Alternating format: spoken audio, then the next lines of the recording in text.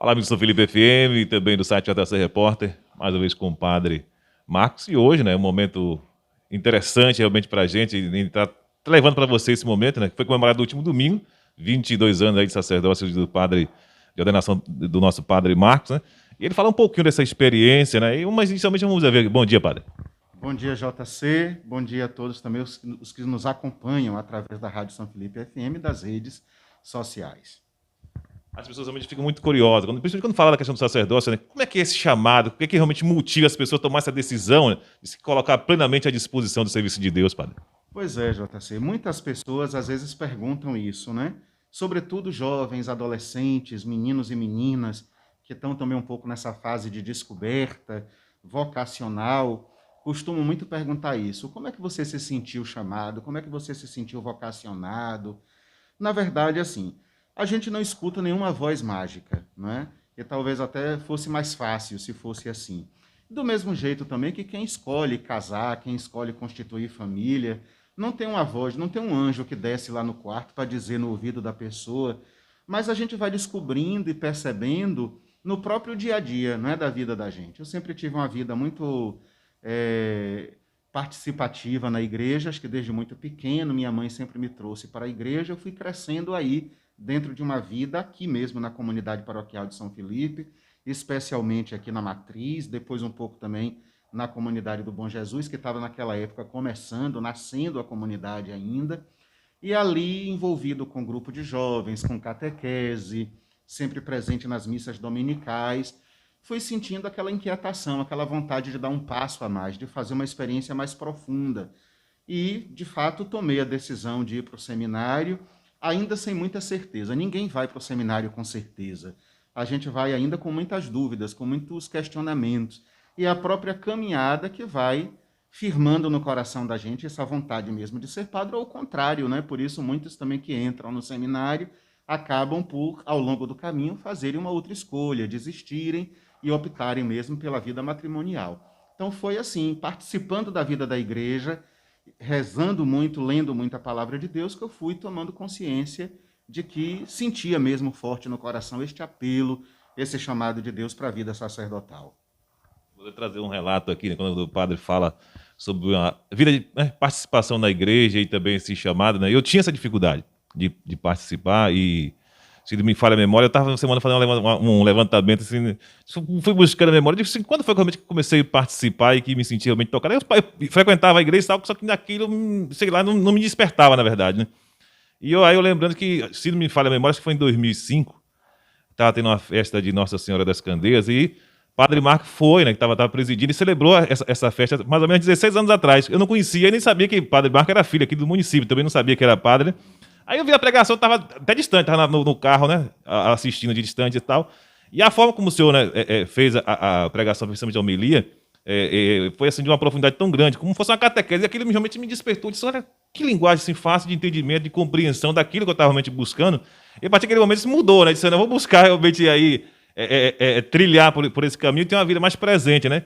E hoje eu fico feliz ainda de estar aqui participando, tendo o senhor como pároco, né, da nossa paróquia aqui, né? Pois é, JC, que coisa boa, eu não sabia disso, né? Que bom.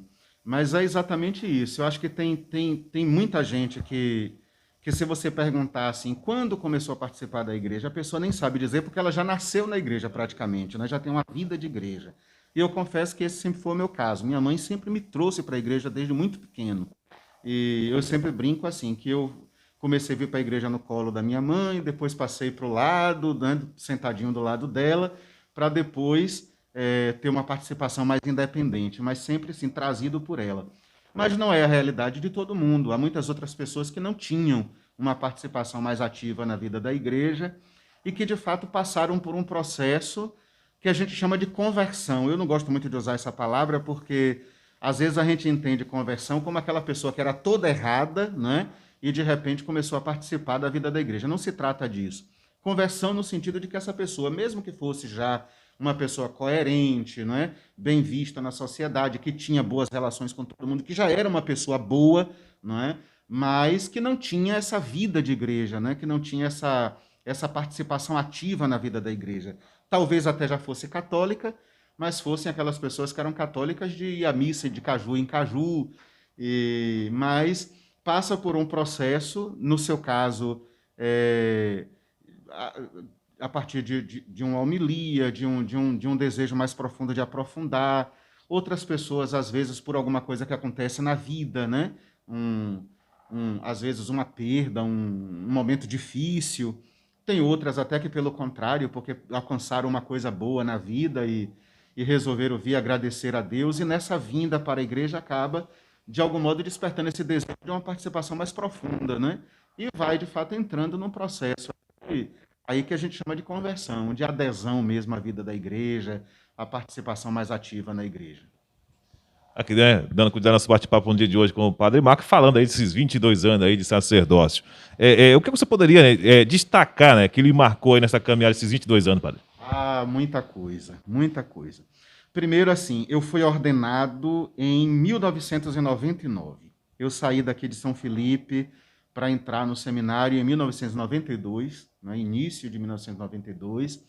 Fui para Margosa, onde funciona o nosso seminário propedêutico, né, o seminário iniciante. Depois, no ano seguinte, já fui para Ilhéus. Na época, os nossos seminaristas de Amargosa estudavam filosofia e teologia. São as duas faculdades que normalmente o seminarista faz para ser padre, filosofia e teologia. Na época, os nossos seminaristas faziam essas faculdades em Ilhéus. Hoje já não estão em Ilhéus. Passaram por Salvador, Feira de Santana, agora estão em Belo Horizonte. Quer dizer, nesse momento estão estudando de casa, por causa da pandemia, né? E por isso, inclusive, que 3 estavam aqui comigo. Mas, de qualquer modo, a faculdade hoje é Belo Horizonte. Mas, na minha época, em Ilhéus. E quando eu terminei, então, toda a formação, foi já no final de 1998. Em 1999, eu fui ordenado diácono, em janeiro de 99, 24 de janeiro de 1999, aqui em São Felipe, aqui na Praça da Matriz. E 6 meses depois, 18 de julho, né, de também 99, foi ordenado padre já na paróquia de Iaçu, onde eu já estava como diácono e permaneci meus 2 primeiros anos de padre. E aquele ano era um ano muito bonito e muito forte na vida da igreja, né? Quem já tinha uma participação ativa na igreja deve bem se lembrar disso, porque toda a igreja no mundo estava em preparação para celebrar os 2000 anos. Então, a igreja foi convocada através do Papa a uma bonita preparação, um ano missionário, de muitos movimentos, de muitos encontros, e, de fato, foi uma grande festa universal para a chegada do ano 2000, né, que era a grande celebração dos 2000 anos do cristianismo. Então, para mim, já foi a primeira coisa muito forte no meu sacerdócio, assim, foi já poder celebrar como padre aqueles 2000 anos do cristianismo. E de lá para cá, acho que muita coisa. Aquilo foi só a abertura, né? O pontapé inicial, mas agradeço muito a Deus os lugares por onde passei, os amigos que fiz, as relações com cada paroquiano, com cada paroquiana. Eu acho que o caminho que a gente tem feito ao longo desses 22 anos de sacerdócio enche muito meu coração de alegria. Quando a gente fala na a figura do padre, as pessoas acham que é uma pessoa totalmente brindada, que, né, principalmente a questão do emotivo, né? E a gente traz durante essa caminhada aí, né? O senhor já passou por algum momento de frustração? Muitas vezes, acho que o tempo inteiro, né? Primeiro é bom a gente desmitificar um pouco aquela ideia de que o padre tem sempre certeza de que ele quer ser padre, né? Não existe isso de jeito nenhum. Do mesmo jeito que qualquer homem, qualquer mulher tem seus momentos de dificuldade, de dúvidas, de crise, o padre também tem. O padre é de carne e osso como todo mundo, né? Então há muitos momentos também de fraqueza, há muitos momentos de angústia, de problema, há momentos de solidão. Eu acho que isso o padre enfrenta, talvez até de modo um pouco mais forte do que quem escolhe formar uma família, né? Não que quem escolha formar uma família, quem se sinta chamado à vida familiar, também não tenha seus momentos de solidão, mas acho que na vida do padre, talvez pelo fato do padre de fato não ter esposa, não ter filhos, né? Isso, isso é um pouco mais forte, então às vezes isso pesa muito também. E na própria relação com as pessoas da comunidade. Então, às vezes, também não deixa de acontecer momentos de angústia, né? De embates, de coisas que trazem dificuldade, que trazem sofrimento na vida do padre. Então, tudo isso é muito forte, né?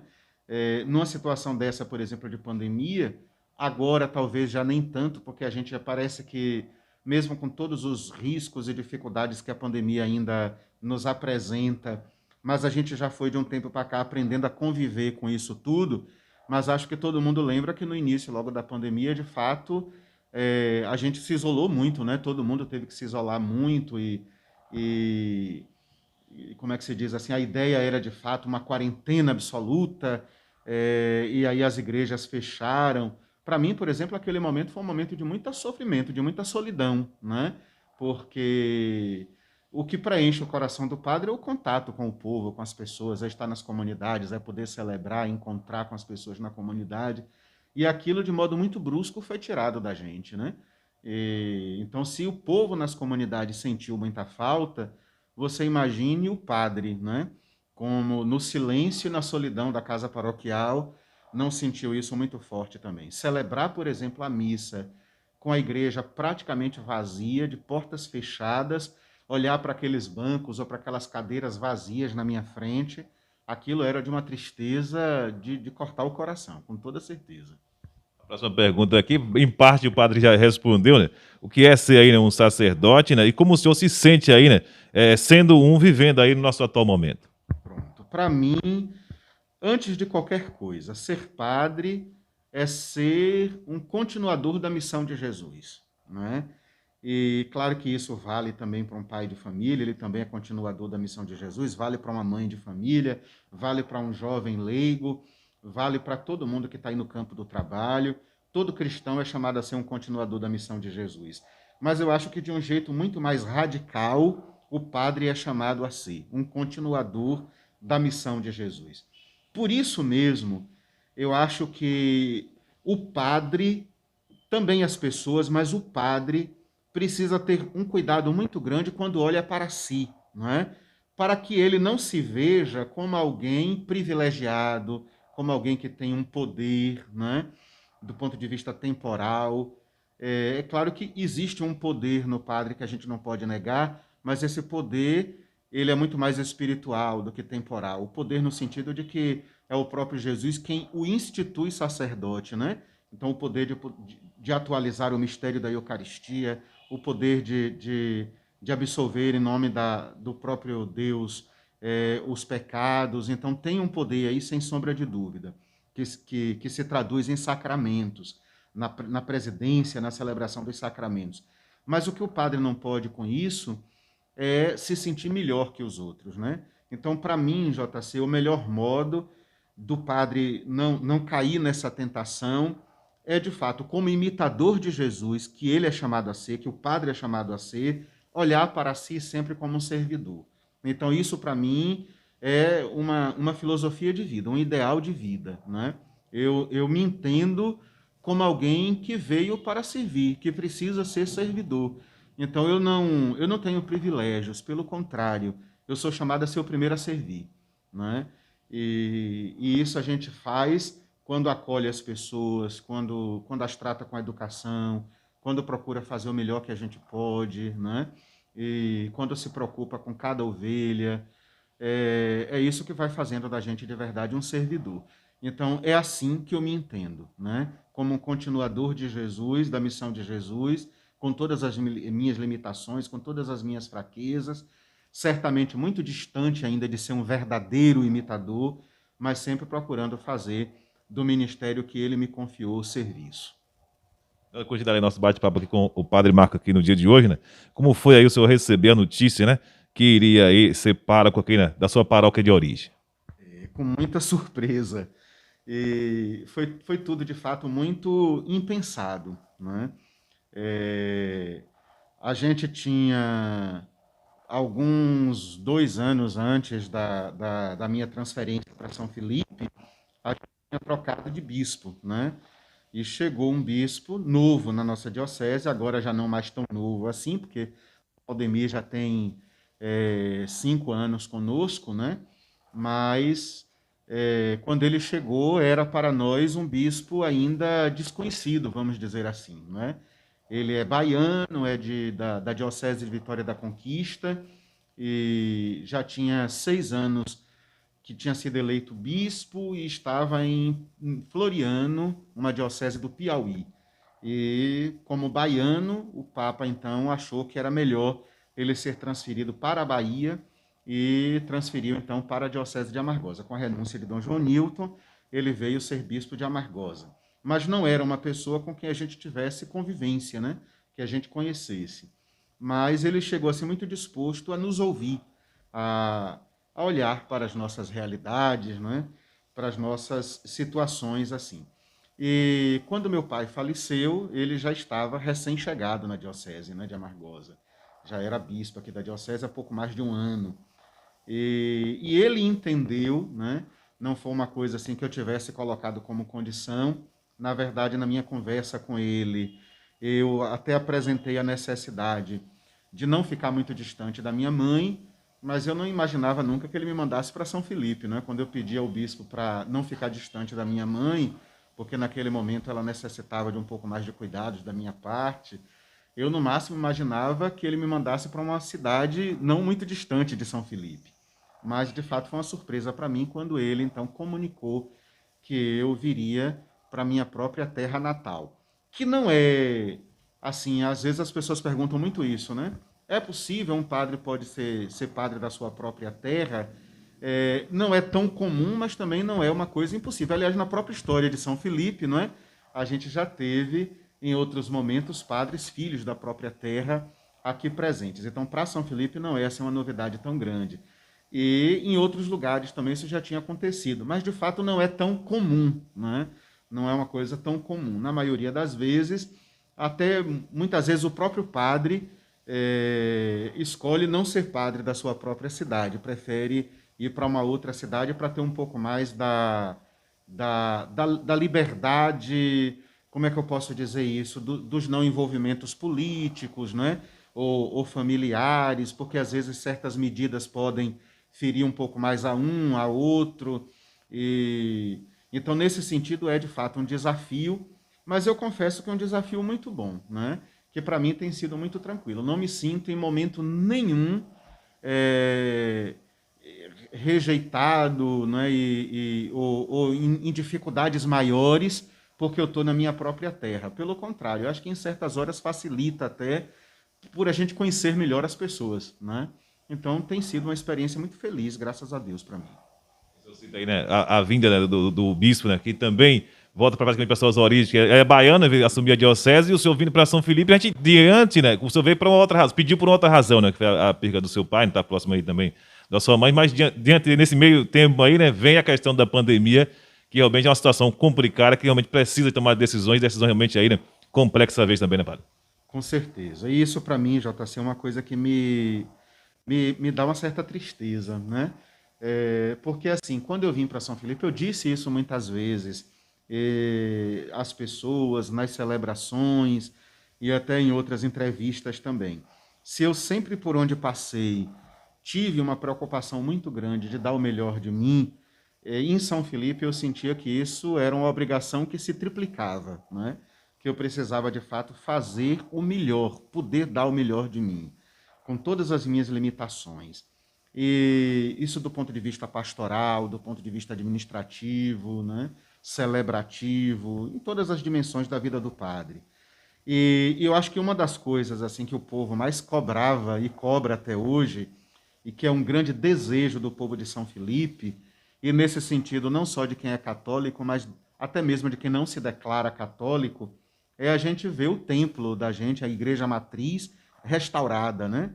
Entristece o coração da gente ver a igreja suja, danificada, precisando ser restaurada. Isso certamente deixa o coração da gente triste. E podem ter certeza que, como filho de São Felipe, o meu coração ainda mais, porque me entristece como filho de São Felipe e me entristece como aquele que deveria não, que é verdadeiramente o primeiro a ter essa responsabilidade de zelar pelo templo. E então, na minha cabeça, né, no meu planejamento, e não só meu, mas no planejamento nosso da paróquia, junto com o conselho de leigos que cuida dessa parte pastoral e administrativa, estava em nosso planejamento uma revitalização das comunidades, né? E de uma presença maior do padre celebrando nas comunidades rurais, porque é bom a gente dizer isso, nem todo mundo sabe disso, mas a paróquia de São Felipe, ela tem uma extensão muito grande, né? Compreende todo o município de São Felipe com 48 comunidades. Então, são 8 comunidades urbanas e 40 comunidades rurais. Então, são muitas igrejas. Às vezes, o povo liga muito o padre à matriz ou às igrejas da cidade e não se dá conta dessa vastidão que é a nossa paróquia. E essas comunidades todas precisavam de uma presença maior do padre, né? Do padre estar um pouco mais lá, celebrando, ministrando os sacramentos, ouvindo mesmo o povo, caminhando como povo, como pastor, né? Eu não sou pastor das ovelhas da cidade só, mas sou pastor das ovelhas de todo o município de São Felipe, de toda a rede de comunidades de São Felipe. Então, esse planejamento pastoral estava previsto e, por outro lado, o planejamento administrativo também, não é da gente fazer eventos e de tirar recursos para poder cuidar da restauração da igreja, que não é uma coisa barata. E o que é que acontece? Aí vem a pandemia, né? E a gente já está praticamente com 2 anos, 1 ano e meio, mas já caminhando para o final desse ano, 2 anos. Então, como eu acho que esse ano a gente ainda vai caminhar o tempo todo um pouco assim, abre igreja, fecha igreja, sem poder aglomerar, sem poder fazer muitos encontros, muita formação, muita reunião, e a gente espera em Deus que o ano que vem a gente possa retomar tudo, mas a impressão que eu tenho é que esse ano, nesse segundo semestre, as coisas se estendem um pouco assim ainda, então eu já ponho na conta 2 anos, 2000 e 2001, numa situação assim quase perdidas, né? Quase que 2 anos perdidos. E isso me dá muita angústia, assim, muita tristeza, porque eu tenho muitas preocupações de passar dessa pandemia, não dá mais tempo a gente fazer as coisas todas que a gente tem vontade de fazer, né? Que a gente deseja fazer. Mas, por outro lado, eu tenho certeza que a gente tem um povo aí que tem amor à igreja, a gente tem um povo que é verdadeiramente cristão católico, e que, passado tudo isso, a gente vai poder arregaçar as mangas para correr atrás dos prejuízos todos, do ponto de vista pastoral e do ponto de vista administrativo também. Claro que administrativamente tem outras coisas, mas eu aponto sempre mesmo a restauração da igreja como o ponto primeiro, né? Você falava aqui com o padre sobre os momentos de alegria, momentos de frustração, né? E tem situações aí que a gente tem que sempre buscar um amparo, né? Tem ou teve alguém aí que foi assim um suporte nessa sua jornada, padre? Você fala. Aquela pessoa que na hora da dificuldade, no momento difícil, a gente vai bater ali na porta. E aí, fulano, o que é que você me indica? De que maneira o senhor vai me orientar a tomar uma decisão sobre isso aqui? Porque certamente o nosso primeiro suporte é Deus, né? Mas sempre tem alguém aqui que sempre está buscando essa. O senhor falou que no início, né, teve seu familiar que está sempre indo para a igreja, nessa condução e tal. Mas no dia a dia nosso tem alguém que diz assim: não, fulano é uma pessoa que sempre está ali para me dar um suporte. Ah, e muita gente, muita gente. Em primeiro lugar, sim, como padre, né? O primeiro suporte, a primeira pessoa, quem de fato eu preciso buscar o apoio e a confirmação das decisões que tomo, precisa necessariamente ser o nosso bispo, né? Então, o padre é como se fosse um. A gente costuma dizer que o padre é um braço do bispo. A responsabilidade por toda a diocese é do bispo, né? E sendo do bispo, a paróquia de São Felipe é responsabilidade do bispo. Então, o bispo me põe aqui como alguém que é um braço dele, né? E nesse sentido, então, ele é sempre alguém que precisa ser ouvido. E nas decisões que a gente toma, nos planejamentos que a gente faz, e é alguém que de fato vai nos orientando. Independente do bispo, eu acho que um outro apoio que nunca me falta, graças a Deus, é o apoio dos colegas padres. De um modo geral, mas a gente tem sempre, por afinidade, uns padres mais próximos que a gente escuta, que aconselha, que nas horas de angústia e de tristeza a gente telefona, não é? O corre para encontrar. Então, esse apoio dos irmãos padres, dos colegas padres, nunca me faltou também, graças a Deus. Mas também dos nossos leigos e leigas, né? São Felipe, nesse sentido, é uma paróquia em que as pessoas têm muito amor pelo padre. E então não falta também quem nos apoie, quem nos escute. A relação do povo de São Felipe com o padre é uma relação de muito respeito, né? E de ouvir, de compreender também. Então, graças a Deus, nunca me faltou também isso não. Sempre muita gente que com muito carinho foi apoio e é apoio para mim. Sabe que 22 anos, né, já é uma boa caminhada, né? Como o senhor se sente, né? Neste momento aí, né? Para dar continuidade aí, né? Após esses 22 anos aí, né? E vivendo aí a nosso atual momento. Com muito desejo de que tudo isso passe para a gente retomar o caminho, né? Enquanto Deus me der a graça de que esse caminho seja em São Felipe, pode ter certeza que estarei aqui com todo o amor. E quando Deus achar que já não é mais a hora, né, de que eu permaneça aqui e por meio do nosso bispo me convidar a um outro serviço, é claro que vou deixar São Felipe com tristeza, né, com saudade, mas ao mesmo tempo também nessa certeza de que eu não sou padre de um lugar, eu sou padre da igreja, né? Então, onde a igreja precisar de mim, aí eu devo estar com todo amor e com toda alegria. Mas, de um modo muito especial, aqui, nessa minha terra, nesse tempo que estou aqui, quero sempre continuar nesse desejo de dar o meu melhor. Então, 22 anos de sacerdócio não pesa no meu ombro, né? Eu não me sinto velho e cansado, pelo menos ainda não, né? Eu ainda me sinto com muito desejo de continuar dando o melhor de mim. É óbvio que vai ter uma hora em que a gente de fato cansa um pouco mais, né? Tanto é que a própria diocese, a própria igreja, não só a diocese, tem esse costume de quando o padre vai também ficando já um pouco mais idoso, não ficar sozinho, né? Ficar já com outro mais novo que possa lhe acompanhar. Mas eu espero em Deus que para mim esteja um pouquinho longe, ainda que eu ainda possa ter bastante gás aí para poder servir, aqui e em qualquer outro lugar para onde a diocese me mandar. Então, não me sinto cansado, não me sinto já em fim de missão, né? Mas com muita vontade ainda de dar o meu melhor, de fazer o melhor de mim. Sei que tenho muito para dar ainda. E, e uma coisa que muda, que eu acho muito interessante, JC, é assim, a gente vai ficando mais sereno, sabe? Mais calmo. Eu acho que isso é com todo mundo, né? O pai de família em casa também. Às vezes, quando a gente é novo, a gente é muito afoito, acha que as coisas vão ser da noite para o dia. E eu me lembro muito e me comparo muito hoje com os meus primeiros anos de padre, né? Então a gente chegava na paróquia achando que as coisas tinham que ser da noite para o dia, que a gente tinha que dar logo jeito em tudo, que a gente tinha que mudar tudo. Às vezes dava certo, às vezes não, né? Às vezes depois a gente se dava conta de que foi muito precipitado. Mas o tempo que dizem as pessoas, eu acredito que é sempre o melhor remédio, né? O povo tem esse ditado, o tempo é o melhor remédio, e às vezes eu acredito que é verdade mesmo. O tempo vai nos ensinando que a gente precisa ser mais paciente com as coisas, né? E a gente vai lendo o Evangelho e vendo que o próprio Jesus tinha muito disso, né?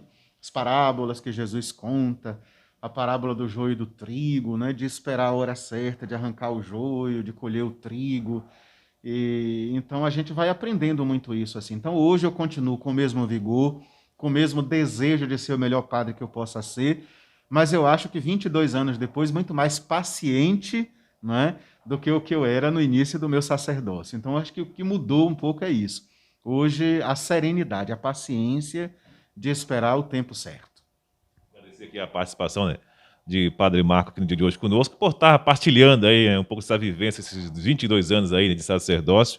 Deixar sempre o microfone à sua disposição, Padre. Se ficar algo que não abordou também, que o senhor quer acrescentar, deixar sua mensagem, fique à vontade. Eu queria só reforçar um pouquinho isso, essa questão da restauração da igreja, né? Porque é uma coisa, JC, que as pessoas perguntam muito. Talvez quem tenha uma participação mais ativa na igreja esteja um pouco mais consciente disso, né? Mas às vezes, como é uma coisa que chama a atenção da cidade toda, quem não tem ido tanto à missa, quem não tem essa presença mais ativa na igreja, se pergunte muito, né? Quando é que vai restaurar a igreja e tal?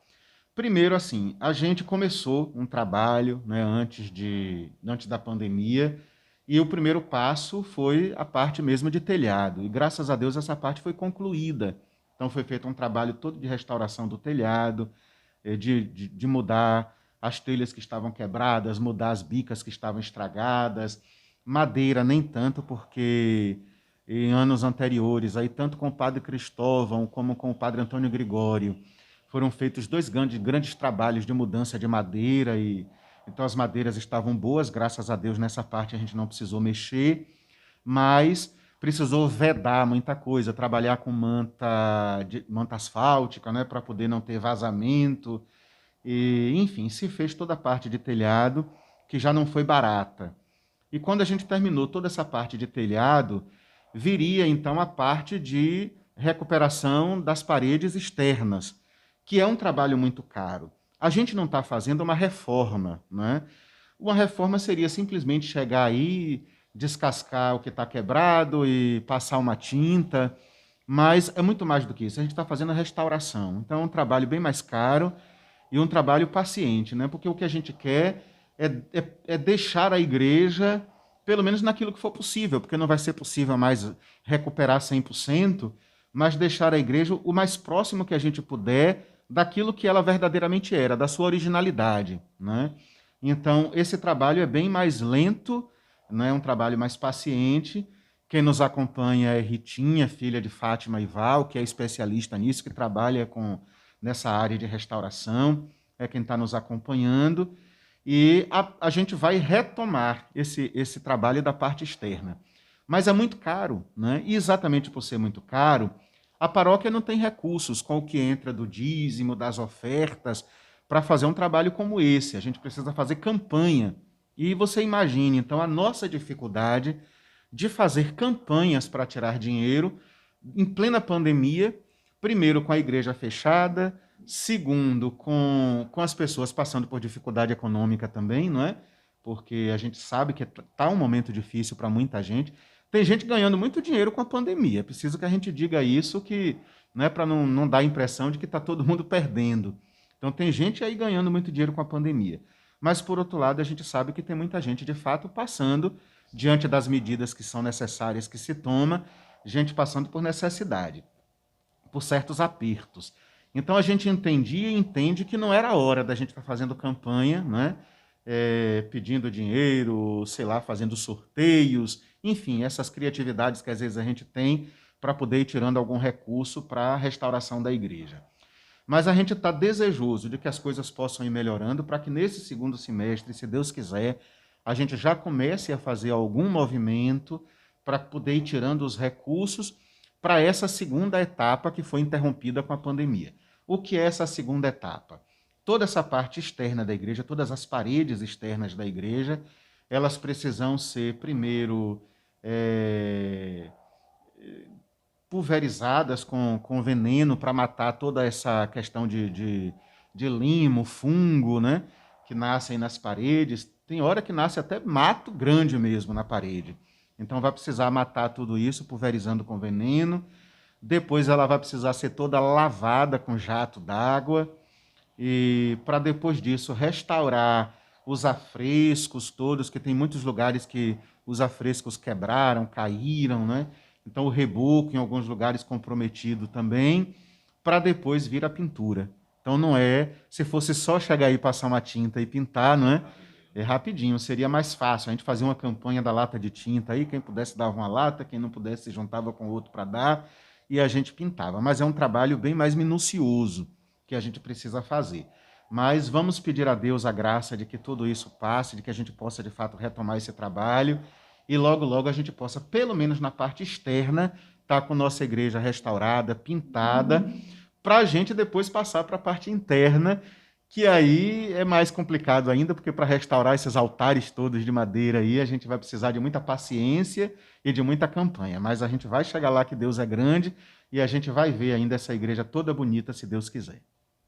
Mais um bate-papo no dia de hoje aqui com o Padre Marco, falando aí dos 22 anos aí de seu sacerdócio, né? E trazendo aí esse momento de partilha com vocês. Agradecendo a todos aí que sempre nos prestigia com a sua audiência através da rádio, mas também aqueles que estão aí pelas redes sociais, compartilhando, curtindo aí sempre as nossas publicações. A todos vocês, mais alguma coisa a acrescentar, Padre? Só agradecer mais uma vez, JC, a você e a todos os que sempre nos acompanham, né? Que Deus abençoe a todos, né? E muito obrigado. Muito obrigado também a você. Continue com